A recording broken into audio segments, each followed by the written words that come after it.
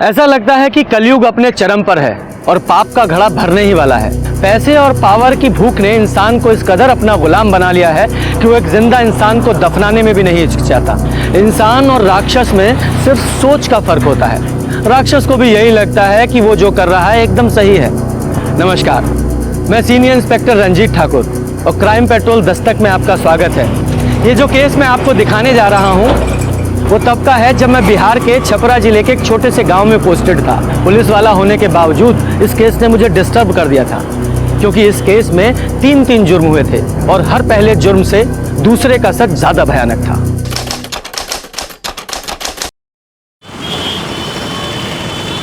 अरे क्या दिखा रहे मिश्रा जी, कुछ अच्छा दिखाइए ना। अरे कहीं और देखते इम्पोर्टेड हैं। क्वालिटी है ये सब। हाँ, अरे ये देखो, ये वाला अच्छा है, रंग भी पसंद है। दे दीजिए ना इसको। मिश्रा जी बहुत बढ़िया है, इसको हमारे लिए पैक कर दीजिए। तू हमारा पसंद है, नजर गड़ाने का आदत तुम्हारा गया नहीं है। हाँ, अच्छा लगता है तुमको ना हमारा जूठा खाना। काकुल यादव, जबान संभाल के बात करो, समझी? अच्छा कपड़ा पहनने से कोनो अच्छा नहीं लगता। ये बंदरिया जैसी शकल ली हो ना, ये पहन लोगी तो कुछ अच्छी नहीं लगने लग जाओगी। बंदरिया ही लगोगी, बंदरिया। हम बंदरिया हैं।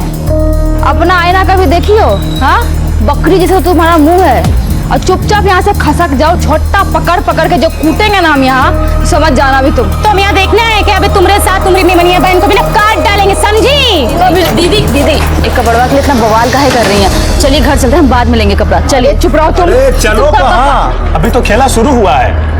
दीदी इन यादव की बहन लोगों को ना छोड़ना मत, कचर कचर के इनका हिसाब लेना। चलो तुम जिंदा छोड़ है, अरे काट के रख।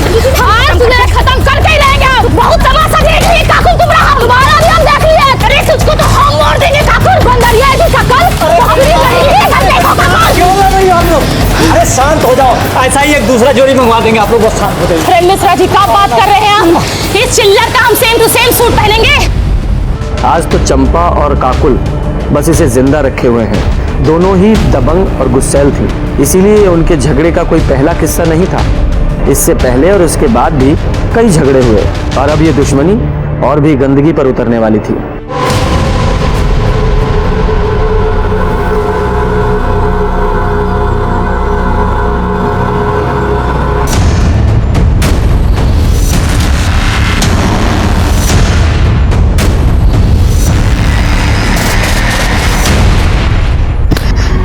अम्मा उस साली काकुल सरपंच के लिए फॉर्म भरी है।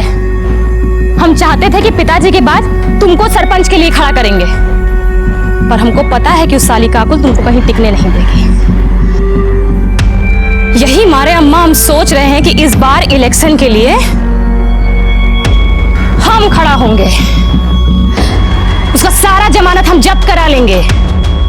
ऐसी हार हरवाएंगे ना तुमको कि मुंह दिखाने के लायक नहीं रह जाओगी काकुल तुम।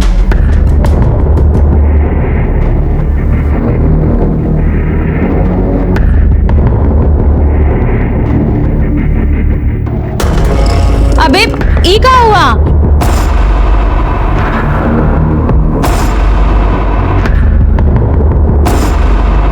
देखो दीदी, हमारा दिमाग पहले से बहुत खराब, ज्यादा बकैती करके ना और ज्यादा चौपट मत करो। अरे बस घर ही में शेर बने रहना, बाहर तो तुमसे मच्छर भी नहीं मारा जाता। क्या हुआ ये सब बताओ, कैसे हुआ है? अरे वो रास्ते में ककोलिया मिल गई थी।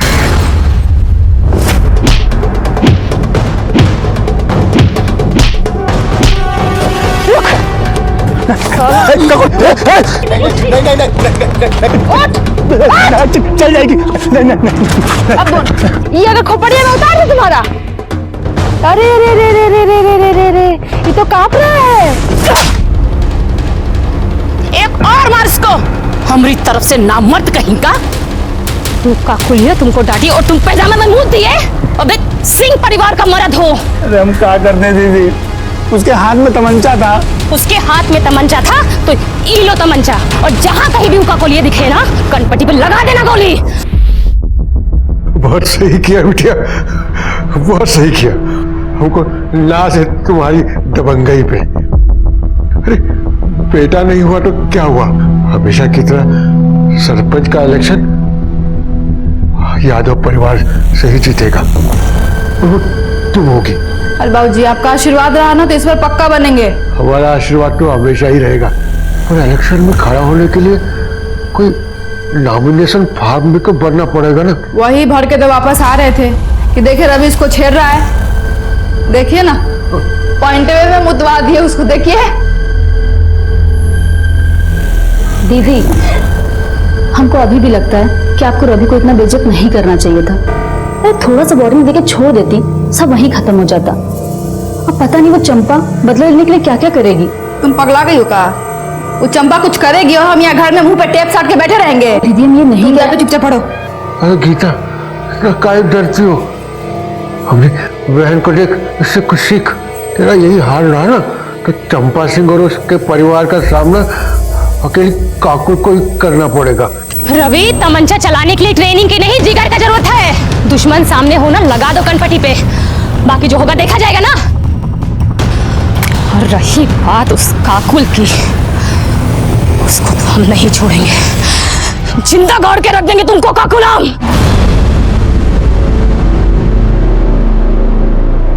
किसे बनाए? आज हम बहुत ही खुश थे बाबूजी, इसलिए बनाए हैं। नहीं तो रोज तो गीता के हाथ का फीका खाना ही खाना पड़ता है आपको। ये लीजिए।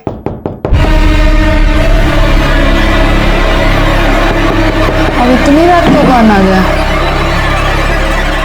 ए डरपोक, दरवाजा इधर है, जाके खोल। नहीं दीदी हम नहीं खोलेंगे, हमको पक्का पता है चंपा है, अपने भाई का बदला लेने आई है, हम नहीं खोलेंगे। हम यहाँ बैठे हुए हैं ना, जाके खोल। बाबूजी बोलो ना दीदी को, हम नहीं। जा।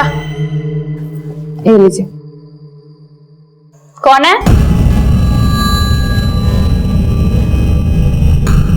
कौन कौन?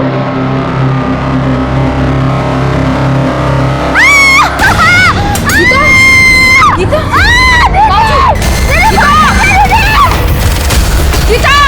गीता? गीता? दीदी चल रहा है। गीता गीता दीदी दीदी गीता वो कौन आ गया?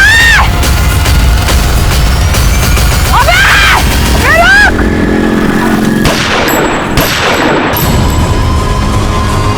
क्या हुआ? कहाँ मर गए थे साले? देखो पकड़ो उसको।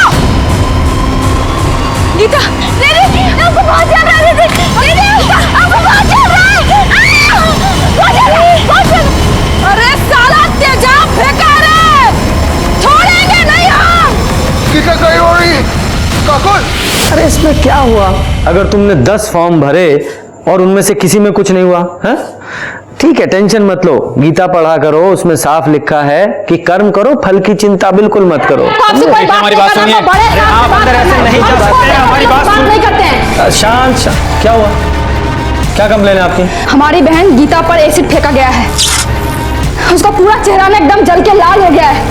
हमको पता ही चंपा करवाई, अगर आप कुछ करते हैं ना तो ठीक है, नहीं तो उसको तो हम जान से मार ही देंगे। देखिए शांत रहिए और तमीज में भी, ये पुलिस स्टेशन है, तुम्हारा मोहल्ला नहीं है। आप ना हमको जानते नहीं है, इसलिए अपना जो ज्ञान दे रहे हैं ना देना बंद कीजिए। अरे चुप रहिए। विजय आप शांत हो जाइए, बैठिए और पानी पीजिए। हमको कोई पानी वानी नहीं पीना है। लीजिए, हम बैठ गए, बोलिए। तो तुमने कहा है कि चंपा ने तुम्हारी बहन पर एसिड अटैक करवाया है, उसकी क्या दुश्मनी है तुम्हारी बहन से या तुमसे? साहब ये यादव और सिंह परिवार की पीढ़ियों से चलती आ रही दुश्मनी है।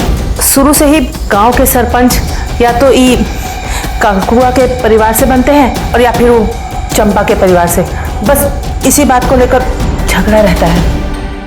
काकी ये भी तो बताओ ना, सिंह परिवार का एक भी सरपंच आज तक गांव वालों के लिए कुछ नहीं किया, सारा पैसा अपना पॉकेट में रख के निकल लिया।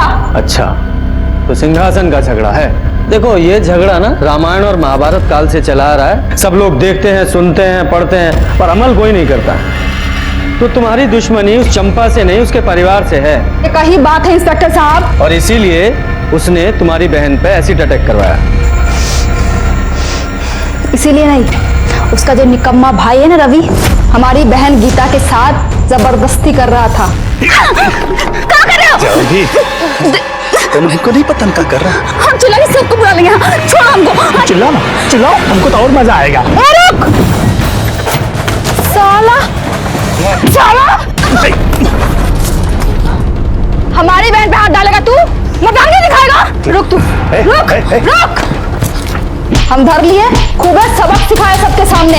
ये जो खड़े हैं ना, इनको सहेट के 2 चाटा मारो, और जितना चाटा मारोगे ना उतना पैसा देंगे। चलो। अरे रे रे रे, खट्टा मारते से सहेट के मारो ना एकदम। चलो। ये तो तुम्हारा झगड़ा चंपा से नहीं उसके भाई से हुआ? झगड़ा पूरा सिंह परिवार से है, और आज से नहीं है, कब से है। और चंपा से ना हमारा झगड़ा एक बार नहीं हुआ है, 1000 बार हुआ है। और पहली बार उससे हमारा झगड़ा 6 महीना पहले हुआ था, जब हम बाबूजी से मिलने जेल गए थे। वो भी वहां आई थी किसी से मिलने के लिए। एक्सक्यूज मी, पीछे हटो, यहाँ टप्पा लगाओ। ये लो। बाबूजी का ब्याह हुआ है का? हाँ, पीछे जाने तक देख कंटाप के पीछे खींच के दो। अबे तुम तो खालती बोलती रहती हो, हम तुमको देंगे। और उस दिन जो लड़ाई शुरू हुआ ना, आज तक खत्म नहीं हुआ है वो। और कितनी बार तो जबरदस्ती झूठ मूठ कर लड़ी हो हमसे। हम कोई कम थोड़ी है। ईंट का जवाब ना पत्थर से दिया उसको। जो कुछ भी किया ना आज तक, एकदम सीना ठोक के सामने से किए। उसी तरह नहीं, रात के अंधेरे में ऐसी ठगवाई। गीता कहाँ है? बेटा, बहुत बुरा हुआ तुम्हारे साथ। अच्छा एक बात बताओ, जिसने तुम पर एसिड फेंका, तुमने देखा था उसे?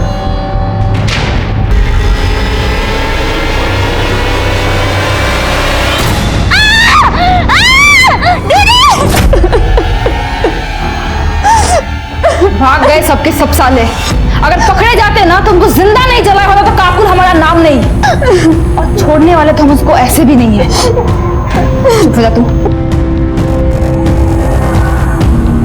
इस समय गीता को तुम्हारी ज्यादा जरूरत है, और कानून अपने हाथ में ना ले तो ज्यादा बेहतर होगा, वरना आप खुद मुसीबत में आ सकती हैं। और रही बात चंपा की, तो उसे हम बात करेंगे, समझी?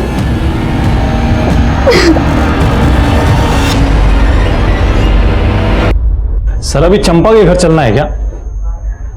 विजय, अभी तो लेट हो गया है। वैसे भी 8 बजे के बाद किसी महिला से तो पूछताछ कर नहीं सकते। कल सुबह बात करते हैं।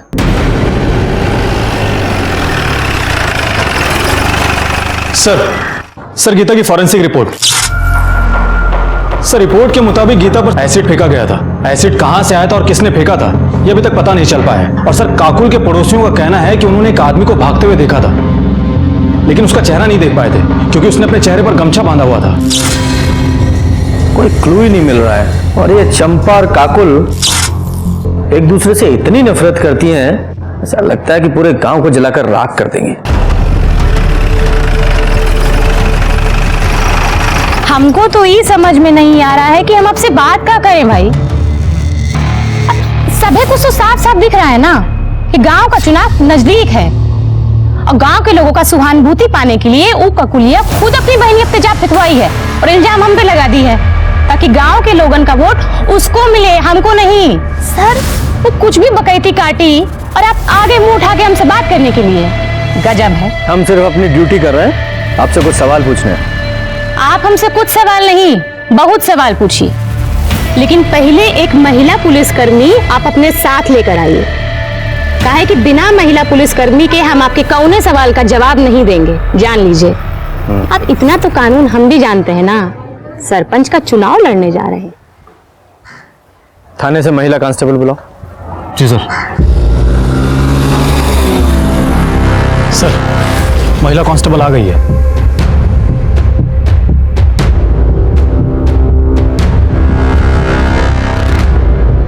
हाँ तो चंपा जी।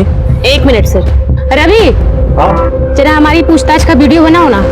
अब इनका कौनो भरोसा, हमरे बयान को कुछ तो उमड़ भर कर पेश कर देंगे, हमरी तो लंका लग जाएगी, है ना? आओ। हाँ दीदी रुको, ये पकड़ो अम्मा। तो हो गई तैयारी? जी दरोगा जी। सवाल पूछे? हाँ हाँ पूछिए पूछिए। जब गीता पर एसिड फेंका गया तो आप कहाँ थी? हम अपने घर में थे, खाना खा रहे थे। हमारी अम्मा और भैया से पूछ लीजिए। गीता पर एसिड किसने फेंका? हमको कैसे पता होगा किसने, काहे, क्यों एसिड फेंका? अजब बात कर रहे हैं। आपको नहीं पता, लेकिन आपको कोई अंदाजा है? नहीं, हो सकता है कि काकुल और गीता से किसी का झगड़ा हुआ हो, या फिर गीता के साथ किसी ने बदतमीजी की हो और बदला लेने के लिए एसिड फेंक दिया गया। देखिए सर, घुमा फिरा के बात करना हमको आता नहीं। अगर हमरे खिलाफ कोनो सबूत है ना तो उसको पेश करिए। अब ऐसा तो नहीं है कि काकुल कुछ भी बोलेगी और हम मान लेंगे। वो कहेगी हम अपराधी हैं, तुम अपराधी हैं, और आप चले आएंगे उसकी बात सुन के हमको हथकड़ी लगाने आ गए। देखिए, आप सर से तमीज से बात कीजिए, वरना क्या जबरदस्ती कबूल करवाओगे? हैं? हम जानते थे तुम लोग ऐसा ही करोगे, यही मारे हम वीडियो निकलवा रहे हैं। देखो ऐसा है, तुम लोग से निपटना तुमको बहुत अच्छे से आता है, और रही बात उस काकुल की, उसको तो हम देख लेंगे। सर हमको तो लगा था ये काकुल बदतमीज है, पर ये चंपा तो उससे 2 कदम आगे ही निकली। सब पावर का नशा है, वो भी उस पावर का जो इन्हें मिली नहीं है। या ऐसा भी हो सकता है कि ये इसने कुछ किया ही ना हो, इसलिए इतनी कॉन्फिडेंट है। खैर जो भी है, सच्चाई तो पता लगानी ही पड़ेगी ना। काम करो, अपने सारे खबरियों को अलर्ट करो और इस चंपा के सारे कॉल रिकॉर्ड्स और मोबाइल लोकेशन निकलवाओ। सर कहीं ऐसा तो नहीं कि हमारा फोकस इन दोनों लड़कियों पर है, जबकि इन दोनों की दुश्मनी का फायदा कोई तीसरा ही उठा रहा हो? मतलब सरपंच का कोई तीसरा उम्मीदवार?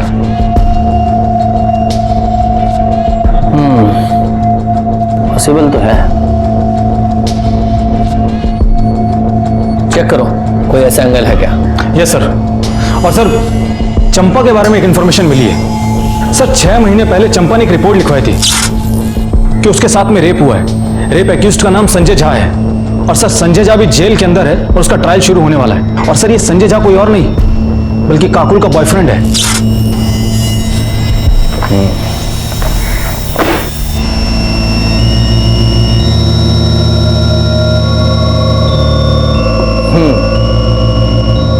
हर बार आपको वीडियो बनाना पड़ता है ना, तो इस बार हम वीडियो बनाएंगे। विजय सर आप लोग वहां क्यों खड़े हैं? आइए बैठिए। 2 गवाह भी चाहिए ना, इसलिए।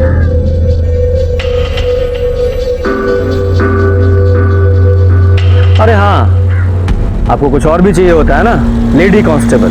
मैडम आप भी आइए फ्रेम में। विजय सब है ना फ्रेम में? हाँ सर, सबके सब फ्रेम में है। सब ठीक है? तो अब बताइए कि संजय झा का क्या मामला है? मामला तो ये है सर कि जितनी कमीनी ये काकुल है ना, इससे डर कमीना और निच्चड़ इंसान इसका यार है। हमको बोला कि हमारे और काकुल के घर की दुश्मनी को खत्म करवाना चाहता है। काकुल को समझौते के लिए मना लिया है और हमको समझौते के लिए लेने आया है। अब यहाँ तक तो सारी बातें ठीक थी, उसके बाद वो हमको एक उजाड़ खाने में ले गया। अबे तुम दो हमको बोले कि हमको काकुल बुलाई है, पर यहाँ तो कोनो है नहीं। हम कह रहे हैं संजय छोड़ दो। हटो, हम कह रहे हैं हमारे साथ तो समझौता कर लो, मिला देंगे ना काकुल से बाद में। तुम जानते ही तुम्हें सब क्या हो सकता है। हम कह रहे हैं हमको छोड़ दो संजय।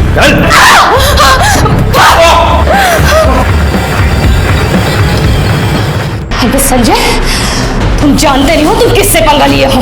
मार डाले जाओगे और मार के काट डाले जाओगे, समझे?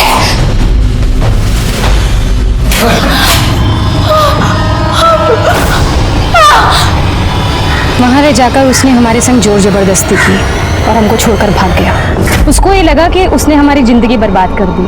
हम घर जाके रोएंगे, टूट जाएंगे, और पुलिस के पास जाने के लिए तो हम सोचेंगे भी नहीं। पर ऐसा कुछ नहीं हुआ। हमने पुलिस के पास जाने का तय किया, और आपको मालूम है जिस दिन हम रिपोर्ट लिखवाने जा रहे थे ना, उस दिन हमको धमकी भी आई थी, पर हम डरे वरे नहीं, सीधा वो अंदर। दोषी साबित हुआ है वो। अगले महीने उसकी पेशी। ये संजय कौन सी जेल में? पटना। जी। अरे साहब आप जानते नहीं हो चंपा को, बहुत ही घात चीज है वो। झूठा आरोप लगा के हमको अंदर करवाई है साहब। मतलब तुम वहां चंपा को काकुल से मिलाने नहीं लेके गए थे? वहां क्या साहब, हम उसको कभी कहीं नहीं लेके गए। उस घर में भी उसी ने हमको बुलाया था कि वो काकुल के साथ समझौता करना चाहती है, पर उसकी एक शर्त थी। वो शर्त बताने के लिए हमको वहां बुलाई थी साहब, कि हम काकुल को मना सके। लेकिन साहब जब हम वहां पहुंचे तो हमने देखा चंपा।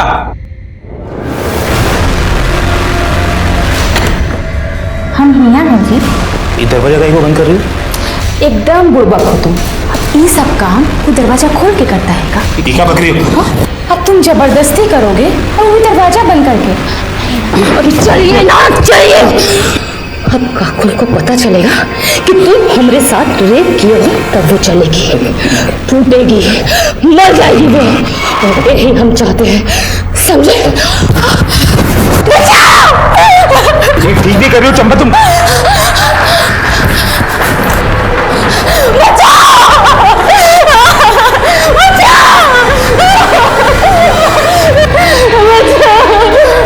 क्या हुआ? ऐसे सब ये शैतान हमरे संग जोर जबरदस्ती किया है, हमको कहीं का मुंह दिखाने लायक नहीं छोड़ा। पकड़ो इसको। ऐसे तैसे हम जान बचा के वहां निकले। हमने 1000 बार सबसे गिरवाया कि हम निर्दोष हैं, लेकिन पुलिस ने हमारी एक न सुनी और हमें अंदर कर दी। हम बता रहे साहब वो बहुत चालाक है, उसने बहुत गहरी चाल चली हमारे खिलाफ। लेकिन चंपा को ये सब करने की क्या जरूरत थी? क्योंकि वो काकुल का जीवन नरक बनाना चाहती थी साहब। हम दोनों शादी करने वाले थे, हम बहुत खुश थे साहब, लेकिन एक खुशी उसको देखी नहीं गई और उसने हमको फंसा दी साहब। सर चंपा रेप केस की फाइल। सर मेडिकल रिपोर्ट के मुताबिक चंपा के साथ में रेप तो हुआ था, लेकिन स्मेन ट्रेसेस नहीं मिल पाए, जिससे यह साबित हो सके कि उसके साथ में रेप संजय झा ने किया हो सकता है उसने बहुत ही चालाकी के साथ किया हो कि सबूत ही ना मिले, कंडोम वगैरह पहना होगा। उसे अरेस्ट किस बेस पे किया गया था? सर बाकी एविडेंस के बेस पे, मोबाइल लोकेशन और आसपास के लोगों के बयान पर, जिन्होंने उस वक्त उसको वहां पर देखा था। मामला भी कोर्ट में कुछ कह नहीं सकते हैं। वैसे लोग दुश्मनी पूरी ईमानदारी से निभा रहे हैं। हाँ, दुश्मनी से याद आया, तुम्हारे थर्ड पार्टी एंगल का क्या हुआ? सर मैंने तहसील ऑफिस में जाकर पता किया था, चंपा और काकुल के अलावा सरपंच के लिए किसी ने नॉमिनेशन फॉर्म भरा ही नहीं है। अच्छा, तो फिर तीसरा कौन हो सकता है? एक बात और सर, उस दिन काकुल ने हमसे झूठ बोला था। उसने कहा था कि वो पटना जेल में अपने पिता से मिलने के लिए गई है। और पहली बार उससे हमारा झगड़ा 6 महीना पहले हुआ था, जब हम बाबूजी से मिलने जेल गए थे। जबकि उसके पिता तो 1 महीने पहले ही रिहा हो चुके थे। तो फिर किससे मिलने गई थी? संजय झा से। और जब मैंने उससे पूछा कि उसने हमसे झूठ क्यों बोला, तो उल्टा मुझ पर ही भड़क गई कि बोल दिया कोई गुनाह थोड़ी ना किया है। और फिर मुझसे ही पूछने लगी कि आपने अब तक चंपा को अरेस्ट क्यों नहीं किया है। कुछ ज्यादा ही जानकारी और अकड़ है इन लोगों में। आज सबूत नहीं है हमारे पास, वरना अकड़ तो ढीली कर देते इनकी।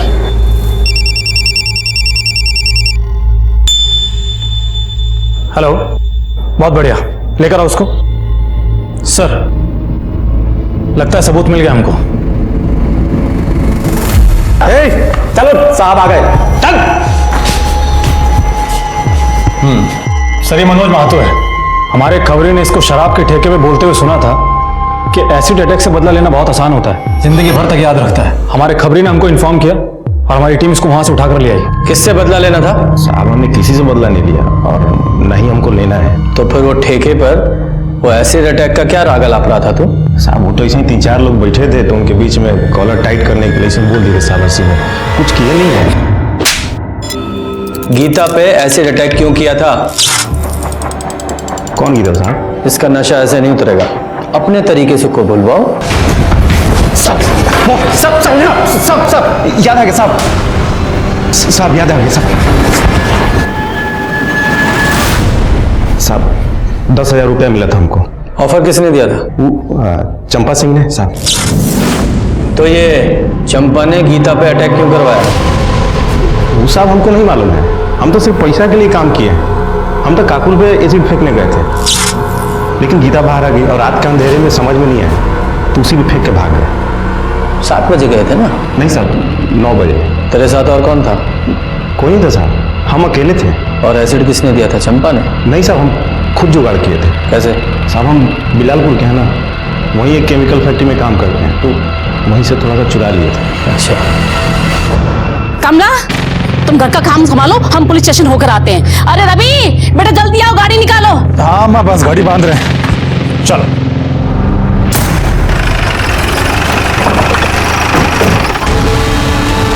अच्छा हुआ आप लोग आ गए, हम अभी आपके पास ही आ रहे थे। किस लिए? चंपा कल से घर नहीं लौटी है। किसी का फोन आया था, बोल रही थी हम आते हैं और अभी तक नहीं आई है। किसका फोन आया था? पता नहीं किसका आया था, हमको तो बड़ी चिंता हो रही है। जाओ पूरे घर की तलाशी लो। अरे सर तलाशी सर कुछ नहीं मिलेगा, हम कह रहे हैं, हमारा यकीन कीजिए ना। कैसे यकीन करें? क्या पता फोन का बहाना बना रहे हो आप लोग और वो घर में छुपा के रखा उसको। भेजा, चंपा को फोन लगाओ। सर अरे सर फोन स्विच ऑफ है, हम लोग कितना बार ट्राई किए, सुबह से ट्राई कर रहे हैं।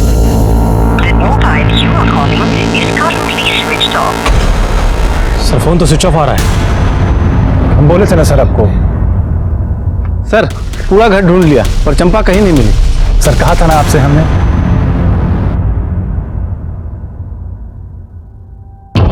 आखिरी बार पूछ रहे हैं, बता दो कि चंपा कहाँ है, वरना उसके साथ साथ तुम दोनों भी अंदर जाओगे। सर हम तो तब बता पाएंगे ना जब हमको खुद पता होगा। साहब हम सच कह रहे हैं, चंपा घर पर नहीं है, वो कल से घर लौटी ही नहीं है। हमें लग रहा था कि चंपा को किसी तरह से पता चल गया है कि उसने जिसे एसिड अटैक की सुपारी दी है वो हमारी गिरफ्त में है और उसके खिलाफ हमारे पास सबूत है, इसलिए वो फरार हो गई। उसे पकड़ने के लिए हमने पूरे स्टेट में उसके फोटो सर्कुलेट करवाए, अर्जेंट बेसिस पे उसकी CDR रिपोर्ट निकलवाई, हर वो काम किया जिससे जल्द से जल्द हम उस तक पहुंच सकें। हम उस तक पहुंचे भी, लेकिन उस तरह नहीं जैसी कि हम कोशिश कर रहे थे।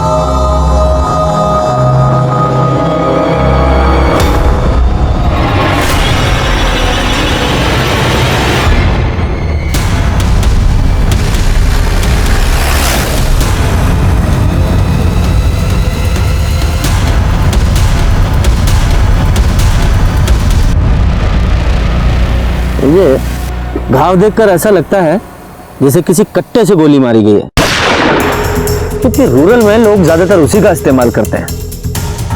विजय, बॉडी को पोस्टमार्टम के लिए भेजो और आसपास के लोगों से पता करो कि किसी ने कुछ देखा है क्या।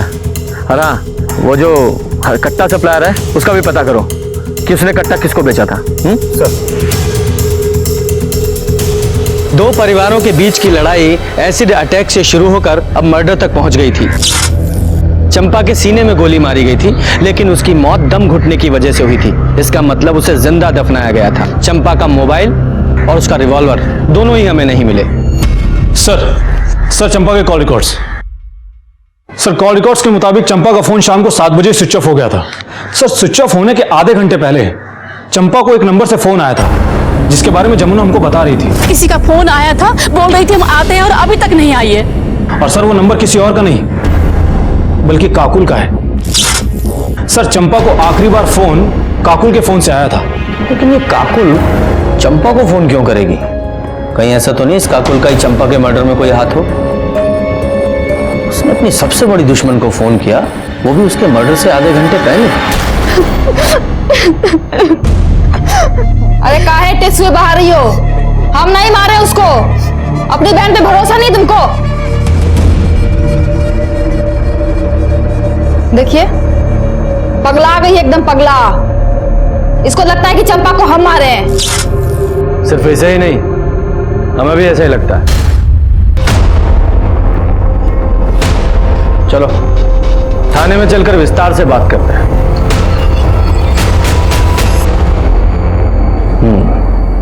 चंपा के मर्डर से आधा घंटा पहले तुमने उसे कॉल किया था, उसके बाद वो अपने घर से निकली थी, उसके बाद वापस नहीं लौटी। ऐसा क्यों? वापस आने का हमको नहीं मालूम। कॉल हम किए थे कि दुश्मनी खत्म करते हैं, वो भी मान गई थी। बोले मिलकर बात करते हैं, इसलिए पानी टंकी के पास बुलाए थे। फिर मुलाकात हुई? बात अकेले आने का हुआ था। हम पहुंच गए थे, 8 बजे तक इंतजार किए, आई नहीं। फोन भी किए, फोन ऑफ था। सोचे महारानी का मूड बदल गया होगा, तो हम भी वापस अस्पताल चले गए, गीता के पास।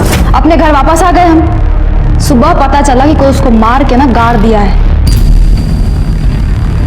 इतना दुख हो रहा है ना हमको, एकदम बदला लेने का जो मन था ना, एकदम पूरा नहीं हो पाया हमारा। ऊपर से हमारी बहन दिमाग खा गई है हमारा, तो हमने चंपा को मारा है। मानने को तैयार ही नहीं है वो। विजय, जरा पता लगाओ कि ये सच बोल रही है झूठ। क्यों झूठ बोलेंगे हम? क्यों बोलेंगे झूठ? सच बोल रहे हैं हम, सच।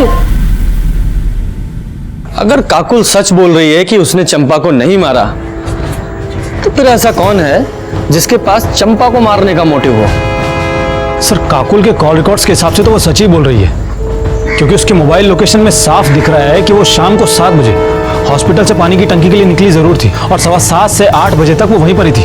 उसके बाद में हॉस्पिटल आ गई थी और सर वो क्राइम स्पॉट के पास में भी नहीं गई जहां पर हमको चंपा की लाश मिली थी। और तभी हमें एक बड़ी लीड मिली। छपरा से 50 किलोमीटर दूर किसी केमिस्ट ने एक आदमी को बड़ी मात्रा में एसिड बेचा था, वो भी गीता के एसिड अटैक से 1 दिन पहले। इतनी खबर मिलते ही हमने उस आदमी को उठा लिया।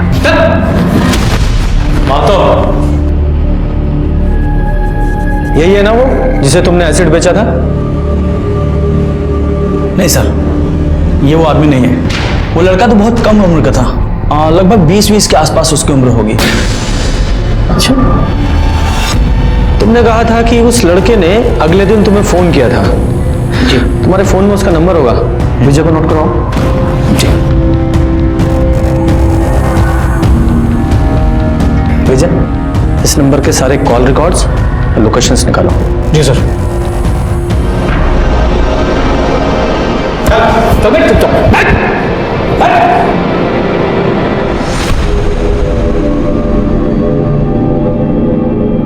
सर केमिस्ट ने एसिड खरीदने वाले जिस लड़के का नंबर दिया था उसका फोन तो स्विच ऑफ आ रहा है।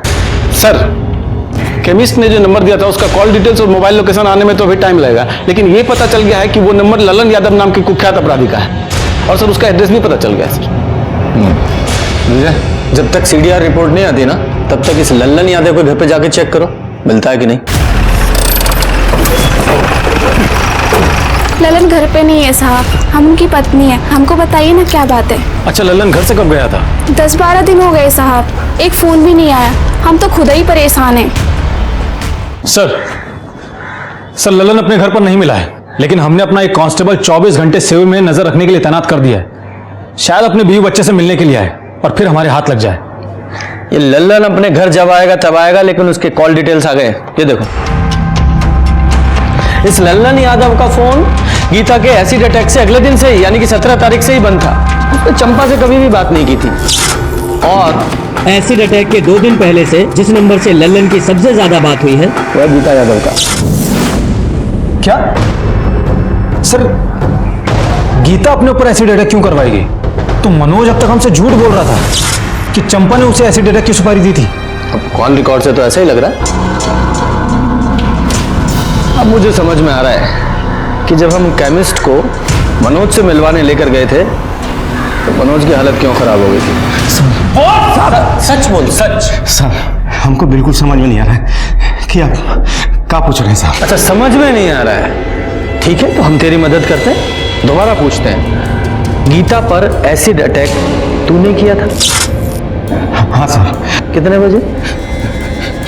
9:15 बजे। नहीं, 9 बजे या 9:15 बजे? 9:15 बजे साहब। सर ये झूठ बोल रहा है, इसने अपनी स्टेटमेंट में 9 बजे का टाइम लिखवाया। ठीक है, इतना चला लेते हैं, 15 मिनट चलता है ना? तो वो एसिड तू कहाँ से लेकर आया था? बताया तो था आपको कि जिस कंपनी में काम करता था वहीं से लेकर आया था साहब। फैक्ट्री का नाम बोल। प्रीमियर केमिकल साहब। प्रीमियर केमिकल, राजीव पासवान की फैक्ट्री है ना वो? मेरे को कैसे मालूम साहब, मजदूर आदमी हूँ साहब, मालिक हम लोगों से मिलता थोड़ी है साहब। फैक्ट्री मालिक से मैंने बात की और उसने हमसे कहा है कि उसकी फैक्ट्री में एसिड का कोई काम नहीं है। नीचे रख, अब सच बोल वरना।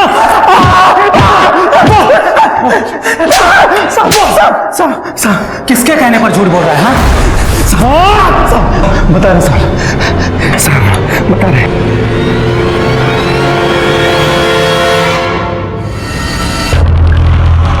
अब कैसी तबीयत है बेटा? पहले से ठीक है, अब दर्द भी कम है।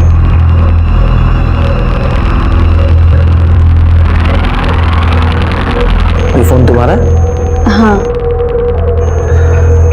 ये फोन सिर्फ तुम इस्तेमाल करती हो या कोई और भी इस्तेमाल करता है? काकू जी का जब फोन खराब हो जाता है तब वो हमारा फोन इस्तेमाल करती हैं हमेशा। तुम्हारे ऊपर जब एसिड अटैक हुआ था उससे 1-2 दिन पहले उनका फोन खराब हुआ था, मतलब उन्होंने तुम्हारा फोन इस्तेमाल किया था?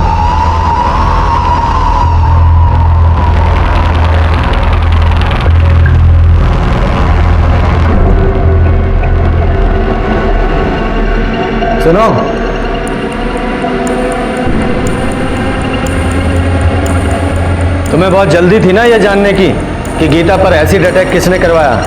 पूछोगी नहीं कौन था वो? किसने कराया पर हमला? चंपा ने ना? नहीं, चंपा ने नहीं, तुम्हारी सगी बहन काकुल ने। उसने तुम पर एसिड अटैक करवाया, मनोज महतो नाम के आदमी को सुपारी देकर। हम ही जानबूझकर पकड़वाए थे मनोज को, फंसाना चाहते थे चंपा को हम। कुछ महीना जेल में काटने के लिए ना मनोज को अच्छा खासा रकम दे रहे थे हम। हमको लगा था कि मनोज बोलेगा और आप जाके पकड़ लीजिएगा चंपा को, लेकिन साली पहले ही मर गई। सारे किए कराए पर पानी फेर के रख दिया बस। ये मनोज और लल्लन दो लोग क्यों? मनोज अपराधी प्रवृत्ति का नहीं था, हमको पता था कि वो नहीं करेगा, और लल्लन जेल जाने को तैयार नहीं था। तो हम मनोज को मनाए चंपा को फंसाने के लिए और लल्लन को गीता पर एसिड फेंकने के लिए। वो जो प्रिंसिपल वाला लेटर था ना, वो भी हम ही लेके आए थे, और गीता के फोन से लगातार बात कर रहे थे उससे। उस दिन भी हमने ही कॉल किया था एसिड फेंकने के लिए। सगी बहन को तुमने एसिड फेंकवाया, उसका ये हाल किया सिर्फ चंपा से बदला लेने के लिए? असल कारण ना चंपा को जेल भेजना नहीं था, संजय को बाहर निकालना था। हम सोचे थे कि चंपा को गीता के एसिड वाले केस में फंसाएंगे और फिर उसके साथ एक सौदा करेंगे। तुमको करना क्या है कि जो कोर्ट में जज साहब के सामने ये बोलना है कि तुम हमसे बदला लेने के लिए संजय को बलात्कार वाला केस में फंसाई हो, ठीक है? और उसके बदला में फिर हम सोचेंगे कि गीता वाला जो केस है ना, हम वापस ले ले। तो क्या कहती हो? ठीक है, हम मिलके बात करते हैं। हाँ, अभी मिलते हैं। वो पुराना पानी का जो टंकी है वहां पे। ठीक है। संजय झा ने वाकई चंपा का रेप किया था? हमारे कहने पे किया था, वो हम ही करवाए थे। मानसिक रूप से ना उसको एकदम तोड़ना चाहते थे हम, उसकी भावनाओं को ठेस पहुंचाना चाहते थे ताकि दोबारा हमारे सामने खड़े होने की ना उसकी हिम्मत नहीं हो। लेकिन हुआ क्या? हमने सोचा था कि पुलिस के पास नहीं जाएगी, लेकिन वो गई और संजय को जेल हो गया। हमको तो छुड़वाना था ना, हमारी वजह से गया था वो जेल। उसको तो बाहर निकाल नहीं पाई, अब खुद अंदर जा रही। संजय और अपनी सगी बहन की जिंदगी बर्बाद करके अब जेल में बैठ के लड़ना चुनाव। लेके जाओ इसे। एक मिनट सर। हेलो, ठीक है सर, लल्लन को अरेस्ट कर लिया है और उसने इस बात को कबूल कर लिया है कि काकुल ने ही गीता पर एसिड अटैक की सुपारी दी थी। Very good. एसिड अटैक का केस तो सॉल्व हो गया, लेकिन मर्डर केस सॉल्व होना अभी बाकी था। तभी हमें एक बड़ी लीड मिली। जिस कट्टे से चंपा को गोली मारी गई थी, उसके सप्लायर को हमने ढूंढ लिया था, जिसने हिस्ट्री शीटर भोला पांडे का नाम हमें बताया था।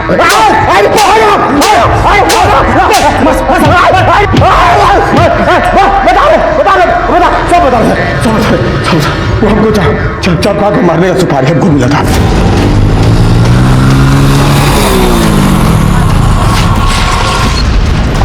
क्या कर रहे हैं?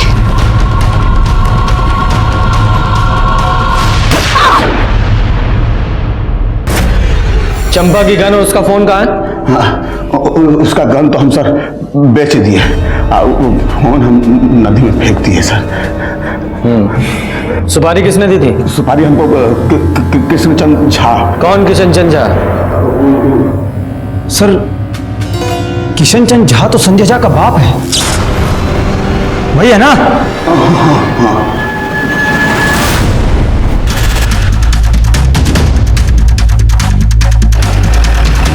रुक।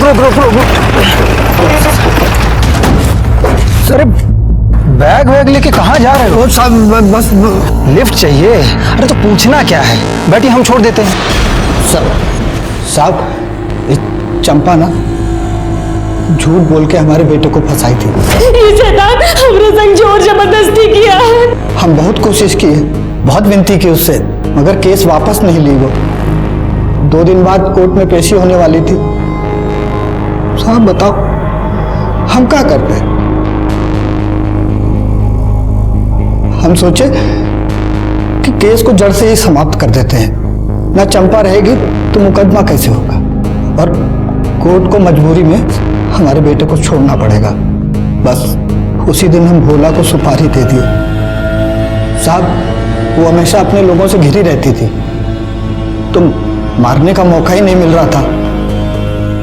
तो वो 21 तारीख को अकेले पानी की टंकी के पास जा रही थी, तो हम नहीं, तुम्हें कैसे पता चला कि वो पानी की टंकी के पास अकेली जा रही है? काकुल बोली थी साहब। काकुल और संजय का ब्याह जरूर ना हुआ हो, लेकिन हम उसको पतोहू मानते थे और वो लोग अक्सर फोन करके आपस में मिला जुला करते थे। वही बोली थी कि चंपा से सुलह करने जा रही, काकुल ने उसे अकेले बुलाया है। हम समझ गए साहब कि इससे अच्छा मौका नहीं मिलेगा। हम भी खूब उकसाए उसको, बोले कि सुलह कर लेनी चाहिए। तो भोला को बोले तो भोला गया और अकेले में उसको घर पहुंचा, मार दिया। इस केस में ही शुरू से ही विक्टिम दिखाई देने वाली काकुल अपराधी निकली और अपराधी दिखाई देने वाली चंपा वो बुरी तरह जुर्म का शिकार हुई। इस केस में चंपा और गीता दोनों को ही जुर्म की दस्तक मिली थी, लेकिन चंपा ने इसे अनदेखा किया या फिर कम करके आंका, और गीता वो देखकर भी बच नहीं पाई। जैसे कि महाभारत में देखने को मिलता है कि दुर्योधन की एक नाजायज जिद इतने बड़े युद्ध का कारण बनी कि मानो पूरा युग समाप्त हो गया। इसी तरह से इन दोनों परिवारों की झूठी खानदानी परंपरा की वजह से काकुल, चंपा, गीता, संजय झा और उसके पिता का जीवन बर्बाद हो गया। जब भी खुद पर अहंकार और दूसरों को नीचा दिखाई देने की होड़ हावी होती दिखाई दे, संभल जाएं। ये जुर्म की दस्तक हो सकती है, इसे अनदेखा ना करें। इसी के साथ मैं सीनियर इंस्पेक्टर रंजीत ठाकुर आपसे विदा लेता हूं। फिर आऊंगा एक नया केस लेकर। तब तक देखते रहिए क्राइम पेट्रोल दस्तक। मकसद बताना नहीं, बचाना है। जय हिंद। क्राइम पेट्रोल के ऐसे ही मजेदार एपिसोड्स देखने के लिए हमारे चैनल को सब्सक्राइब करें